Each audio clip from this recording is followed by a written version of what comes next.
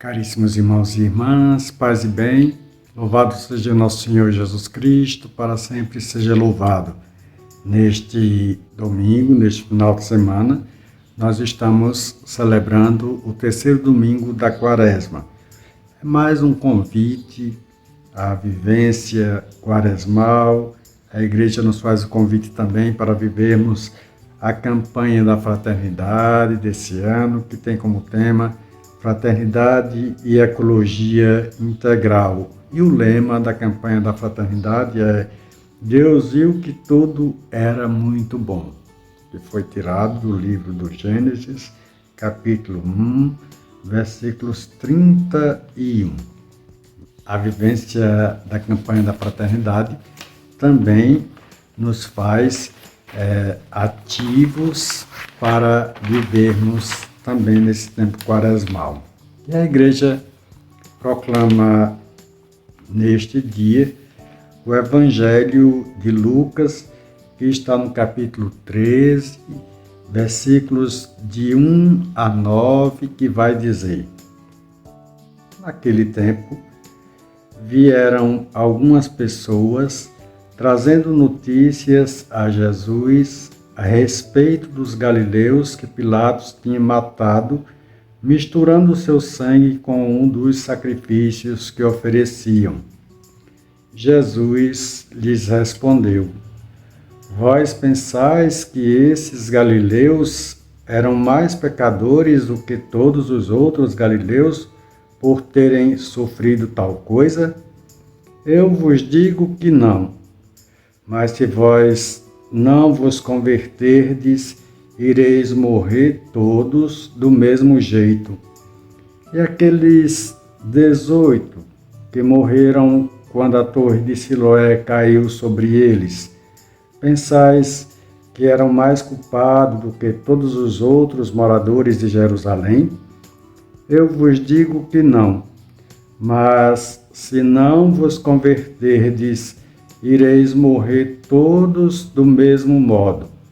E Jesus contou esta parábola. Certo homem tinha uma figueira plantada na sua vinha. Foi até ela procurar figos e não encontrou. Então disse ao vinhateiro: Já faz 3 anos que venho procurando figos nesta figueira e nada encontro. Corta, porque está inutilizando a terra. Ele, porém, respondeu: Senhor, deixa a figueira ainda este ano. Vou cavar em volta dela e colocar adubo. Pode ser que venha a dar fruto. Se não der, então tu a cortarás. Palavra da salvação, glória a vós, Senhor. Caríssimos irmãos e irmãs, meditando a liturgia da palavra desse final de semana, nós iremos perceber que o tema central da liturgia deste domingo da Quaresma, deste terceiro domingo da Quaresma, é o chamado à conversão. Jesus nos chama a nos converter. E no texto do Evangelho de Lucas, que nos é apresentado neste final de semana, que se divide em 2 partes, são partes importantes para o nosso crescimento espiritual e quaresmal, está explícito também este chamado à conversão. Mas toda a liturgia da palavra, ela vem com esse tema central da conversão. O chamado à conversão, onde Jesus responde a relatos sobre as tragédias, os galileus mortos por Pilatos e a queda da torre de Siloé.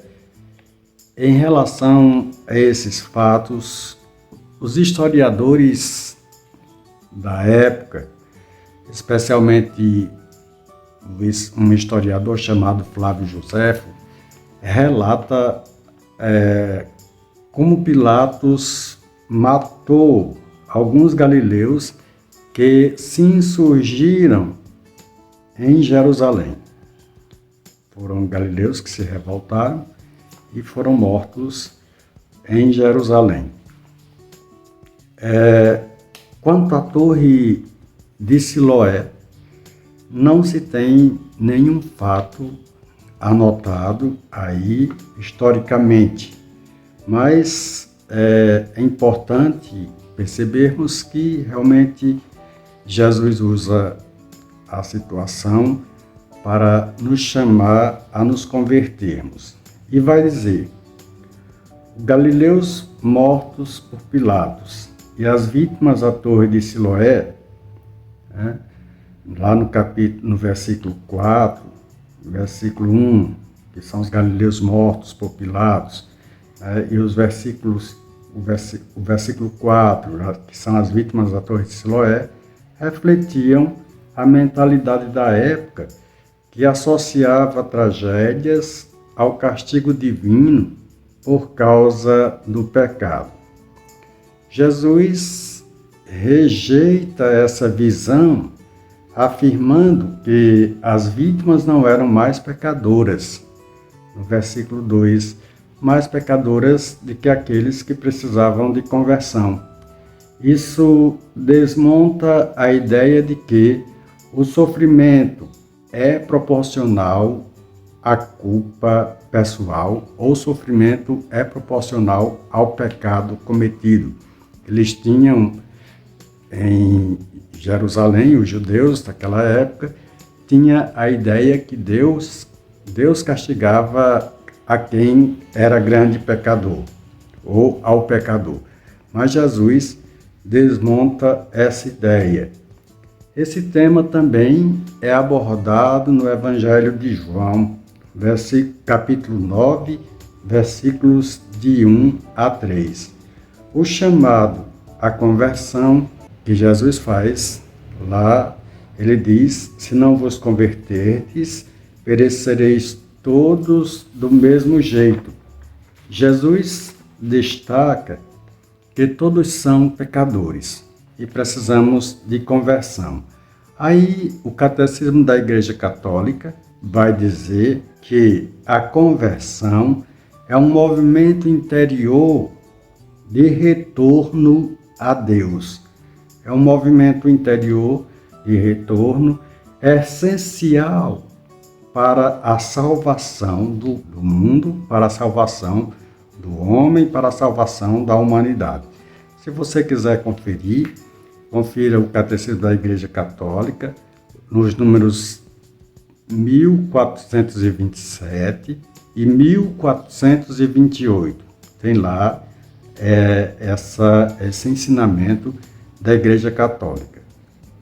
E dividindo-se em duas partes, esse texto do Evangelho de hoje, nós ouvimos esses destaque aí para as tragédias e depois iremos ouvir a parábola da figueira estéril, lá nos versículos 6 a 9, que vai representar aí uma metáfora sobre a paciência de Deus e a urgência de produzir frutos.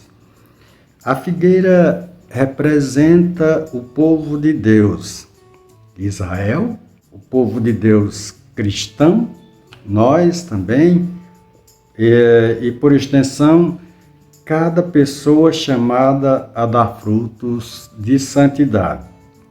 O dono da vinha, lógico, é Deus. Ele chama, ele espera a conversão e espera frutos de justiça.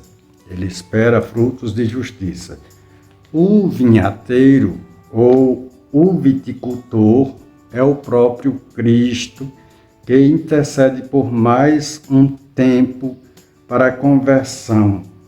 Jesus Cristo pede a Deus mais um tempo para que a comunidade se converta. Isso está relatado no versículo 8, revelando aí, então, a misericórdia divina, a misericórdia de Jesus, né? Os frutos são as obras de caridade, justiça e fidelidade.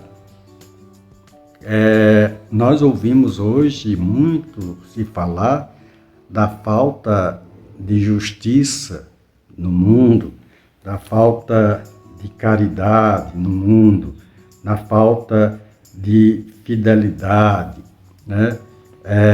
E estamos vivendo um tempo que é propício para a falta de justiça, para a falta de caridade, para a falta de fidelidade, especialmente. Muitas vezes abandonamos a nossa fé porque não queremos nos engajar na fileira daqueles que seguem a fé.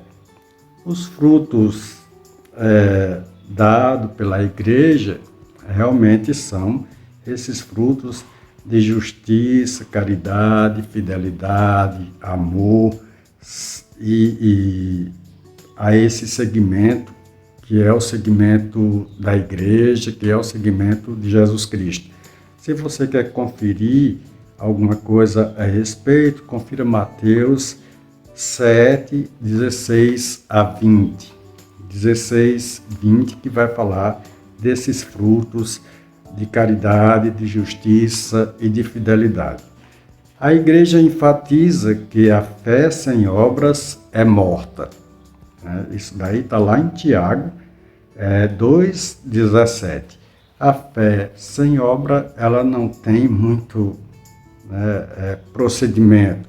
Ela não é uma fé só de ouvir falar, de dizer, de ouvir falar ou de falácia, só de falácia. Mas ela tem que ter obras de caridade. A igreja realmente tem uma grande responsabilidade e muitas obras de caridade espalhadas pelo mundo, não só pelo mundo, mas também local. A igreja local tem muitas obras de caridade e é por isso que nós precisamos ajudar a igreja, né? E aí, quando a igreja enfatiza que a fé sem obras é morta, ela se liga ao conceito da graça cooperante. A graça cooperante, esse conceito da graça cooperante, nós iremos encontrar no Catecismo da Igreja Católica, que está lá em número 2008.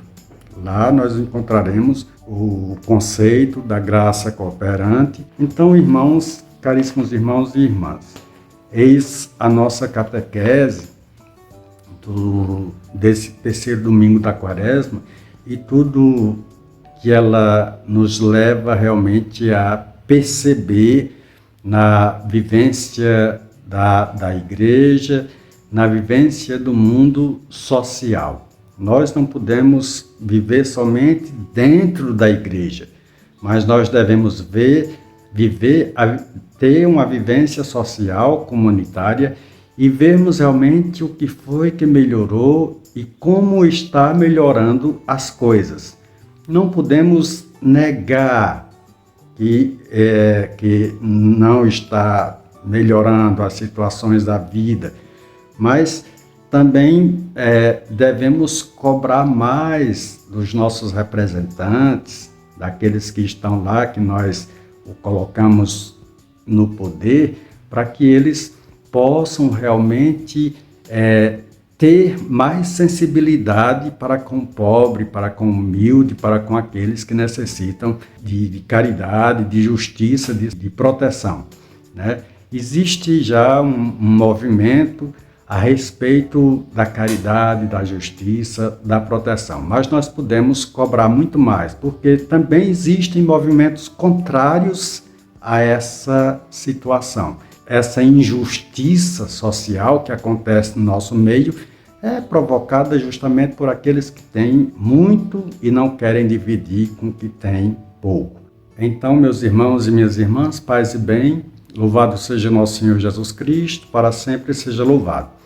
Se você gosta dessa nossa catequese, participa dela, se engaja, dá o teu joinha aí, o teu joinha é muito importante para que outras pessoas possam também ouvir e essa nossa catequese, participar do nosso canal. Se inscreve no canal e faz a tua parte, missionários da paz e do bem. Vamos divulgar a nossa catequese. Paz e bem para todos. Deus vos abençoe, Ele que é Pai e Filho e Espírito Santo. Amém. Paz e bem, louvado seja nosso Senhor Jesus Cristo, para sempre seja louvado.